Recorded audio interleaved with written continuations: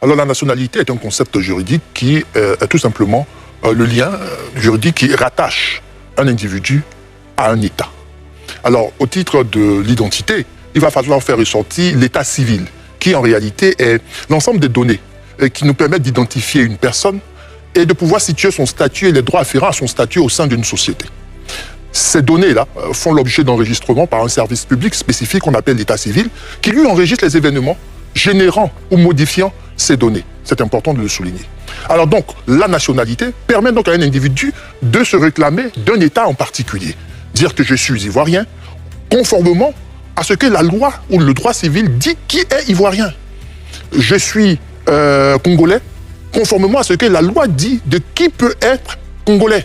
Voilà ce qu'il faut pouvoir retenir. Mais dans un contexte actuel, il faut bien préciser que la qualité d'électeur et l'aptitude à faire acte de candidature possède donc seul critère qui est celui de justifier de sa nationalité ivoirienne. C'est l'ivoirien qui, quel que soit l'endroit où il veut faire acte de candidature, qui peut manifester donc sa volonté de pouvoir représenter les siens.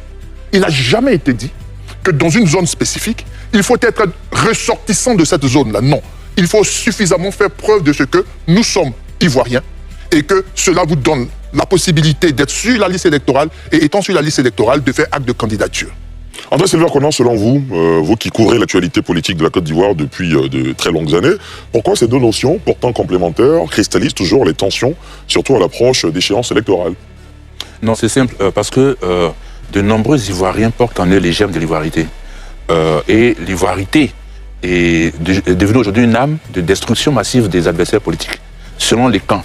Vous voyez, il y a une étude sur laquelle je m'appuie de façon constante, c'est celle du chercheur Audrey Koné, qui a publié une étude menée par le Centre de recherche et d'action pour la paix, qui donne des informations sur l'état d'esprit des Ivoiriens, leur compréhension de la question de nationalité, d'identité. Et moi, j'ajouterais de l'identité nationale et de la nation. Voilà, je vous lis, voilà. Sur un échantillon de 348 Ivoiriens interrogés à Abidjan, on était en 2009, 50% d'entre eux estiment qu'il y a de vrais et des faux Ivoiriens. 72% de ceux qui l'affirment pensent que est vrai Ivoirien, celui qui a son village d'origine en Côte d'Ivoire. Dans le même temps, ils sont 44% à estimer que est vrai Ivoirien, celui qui a seulement son père ivoirien. L'étude poursuit. Par contre, 30% soutient que est vrai Ivoirien, celui qui a seulement sa mère ivoirienne. Et il dit, de même, 47% des enquêtés ivoiriens, celui qui a demandé la nationalité ivoirienne est un faux Ivoirien. Donc, je pense qu'il y a cette confusion dans l'esprit de nombreux Ivoiriens qui te disent « va chez toi, ce n'est pas injure ». Ils le disent sous un ton de colère. Mais tout de suite, ils ajoutent « si je te dis « va chez toi, ce n'est pas injure ». Parce qu'ils ne savent pas qu'en fait, en Côte d'Ivoire, un Ivoirien est Ivoirien partout. Très bien. Éric Bayala, selon vous, pourquoi ces questions de nationalité et d'identité continuent-elles de provoquer autant de tensions en période électorale? Oui, mais Ali, je pense que professeur Kyo le disait tout à l'heure, il a dit que la question de la nation... Non, Monsieur Kyo. Monsieur Kyo, autant pour moi. Ah ben ça, c'est aussi une honnêteté intellectuelle que je salue. Et donc, je disais que tout à l'heure, il a donné une définition juridique de la notion de la nationalité, qui est le lien qui rattache un individu à un État. Mais en même temps, ce lien-là lui confère des droits et des devoirs. Et ça lui donne un statut juridique qui lui donne obligation sur des aspects politiques comme sur des aspects d'emploi au niveau du pays. Et aujourd'hui, la situation est devenue invivable sur la question de la nationalité, tout simplement parce qu'il faut remonter dans les années 90-94, quand le président Alassane Ouattara décide de rentrer en politique. Ses adversaires ont estimé qu'il fallait donc utiliser cette carte-là pour la battre. Et depuis, c'est resté un vocable qui a été repris par tous les partis qui étaient au pouvoir, notamment le PDCI, et ensuite le Front populaire qu'on appelle d'alors. Et aujourd'hui, on retrouve même ces mêmes propos dans le langage régulier des militants du PPACI. Quand le leader du PPACI dit, par exemple, on vient me trouver chez moi et on me demande de ne pas être candidat. Et donc, vous voyez déjà, cette manière d'aborder la question sur la nationalité tend à catégoriser les Ivoiriens. Qui est vrai Ivoirien et qui ne l'est pas. Mais selon la définition du droit, l'Ivoirien, c'est celui qui remplit les conditions juridiques qui lui confèrent donc ce statut-là. Et donc, toutes les fois que vous remplissez les conditions que le code de l'état civil vous confère pour être ivoirien, vous l'êtes. Et quand vous êtes ivoirien, vous n'êtes pas ivoirien sur un espace donné de la Côte d'Ivoire. Vous êtes ivoirien partout ailleurs. Mais ce qui essaie de me mettre mal à l'aise, c'est lorsque des ressortissants occupent des postes d'élus à l'étranger. On estime que ça fait partie de la fierté nationale, on est content, on les célèbre.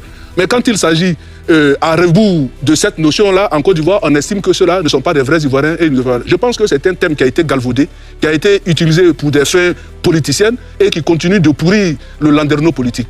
Pour s'en débarrasser, il faut que les uns et les autres puissent comprendre qu'il suffit d'avoir cet amour-là pour la Côte d'Ivoire, de respecter les droits de ce pays et de vous réclamer comme tel parce que le code de la nationalité vous le permet. Quand vous remplissez ces conditions, eh bien vous êtes ivoirien et cela vous donne le droit non seulement d'avoir des emplois au niveau de la fonction publique, mais des droits politiques comme voter ou bien comme être candidat à des élections. On a l'avantage d'avoir un philosophe sur ce plateau.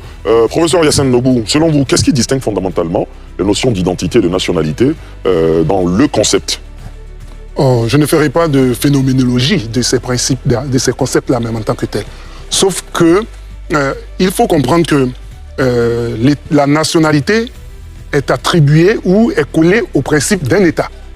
Et puis, quand on quitte la nationalité avec l'État, on va arriver au principe de la nation à laquelle il y a des éléments comme des éléments culturels qui sont à l'intérieur, la langue, la religion et autres.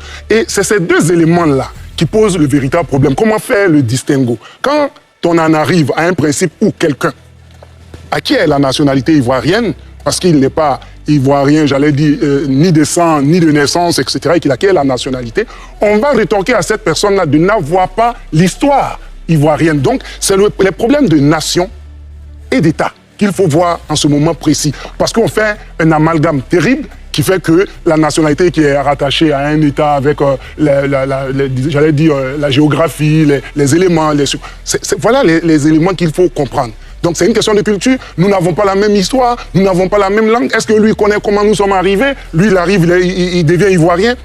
C'est autant d'éléments qui font que nous sommes en difficulté. Pourquoi une dame ivoirienne d'origine, comment elle fait pour être députée en France? Elle est députée en France, elle est française, elle est de couleur noire. Nous avons beaucoup de jeunes gens en France qui doivent choisir entre l'équipe nationale de Côte d'Ivoire et l'équipe nationale de France, mais ils ont la peau noire et ils sont en France. Est-ce qu'on va ramener les éléments culturels, les éléments religieux, nos us et coutumes, notre tradition? Est-ce que nous avons la même histoire? Est-ce que nous avons la même langue? Vous voyez? Je me rappelle d'un blague, quelqu'un qui fait les blagues, il s'appelle Wallace, qui a une peau blanche. Un humoriste ivoirien, oui. Qui disait qu'un jour, pendant qu'il y avait les histoires des crises post-électorales, et qu'on cherchait, on dit, on cherche les blancs, il faisait une blague, il dit, lui il était en haut, et il disait, il y a un blanc là, il y a un blanc là. On dit, mais toi? Il dit, mais moi je suis ivoirien, je ne suis pas blanc. Et bon, c'est là il se rend compte qu'il a une peau blanche. Mais la nationalité, c'est son attachement à un État. Vous épousez l'État, vous voulez cet État, vous voulez ce qui est dedans, et nous avons des... Et souvent ça se dit, et puis les gens s'énervent. Il y en a qui disent, je suis plus ivoirien que toi. Mais tous ces éléments, c'est un amour qu'il faut avoir pour cette nation. Et en même temps, savoir comment pouvoir se comporter. Mais comme je répondrai à une question, la cristallisation autour de la nationalité en période électorale, c'est tout simplement une volupté, cette boulimie du pouvoir, ôte-toi de là pour que je m'y mette. Sinon, il n'y a rien d'autre en réalité.